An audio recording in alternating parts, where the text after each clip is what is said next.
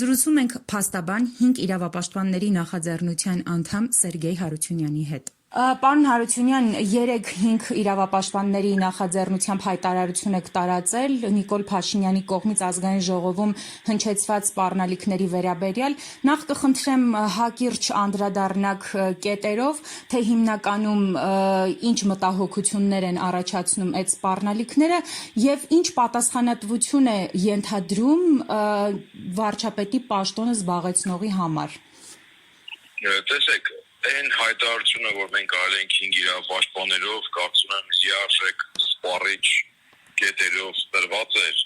եւ գիտեք, այդ պահվածքը, որ մենք բարբերաբար ականատես ենք լինում վարչապետի պաշտոնը զբաղեցնող անձի կողմից, լինի ազգային ժողովում, թե լինի կառավարության նիստի ժամանակ, արդեն կարելի ասել բոլոր սահմանները անցել է եւ նաեւ ոչ միայն իրավական դաշտից դուրս է այդ ամենը կամ այսինքն դա արդեն ամբեռնելի չի նաև կարելի ասել բարոյականության տեսանկյունից էլ այդ պահվածքը, այդ խոսքերը, այդ վիրավորանքը ես չեմ պատկերացնում որևէ այլ երկրի ղեկավար, որը այդպիսի պահվածք իրեն թույլ է տվել դրսևորել, նույնիսկ չգիտեմ, ասենք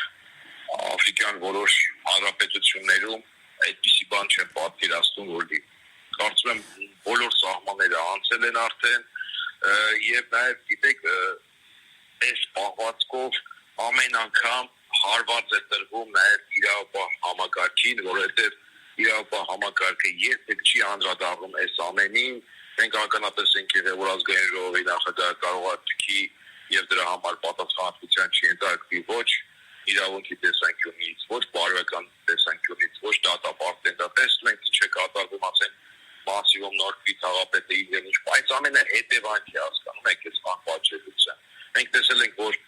վարչապետի պաշտոնը զբաղեցնող անձի, ասենք ցուցումներից կամ ինչ-որ օրդորներից հետո հաջորդ օրը անձանց են ձերբակալել։ Եվ սա արդեն հենց դրա համար մենք մեր հայտարարության մեջ նշել ենք, որ հաջորդիվ ինչ ձերբակալում լինի որևէ ընդդիմադիր հայացք ունեցող անձի հետ կապված, կարելի հասկանալ, որ այս արդեն այդ ցուցման, այդ խոսքի, այդ մեսիջի դաշտում է եղել։ Պարոն Հարությունյան, ըստ էության նաև ձեր հայտարարության մեջ եք այդ մասին նշում, որ ոչ միայն ոտնահարվում է սահմանադրությունը եւ իր խոսքի մեջ սպառնալիք կա եւ այլն, այստեղ նաև մի կետ եք առանձնացրել, նշելով, որ առերևույթ արկայեն վարչապետի հոգեկան առողջությունը, հետեւաբար հետագա պաշտոնավարման իրավաչափությունը կասկածի տակ դնող բժշկական փաստ էր։ Կխնդրեմ մանրամասնեք այս կետը, ինչի մասին է առհասարակ խոսքը։ Դա արդեն ոչ միայն ինչ-որ սահմաններ անցնելու հարց է այստեղ։ Այստեղ ակնհայտ է, որ ինչ-որ ադեկվատության պակաս կա։ Ու այստեղ արդեն համապատասխան մասնագետները պետք է դիրքորոշում հայտնեն եւ կարծիք հայտնեն, թե սա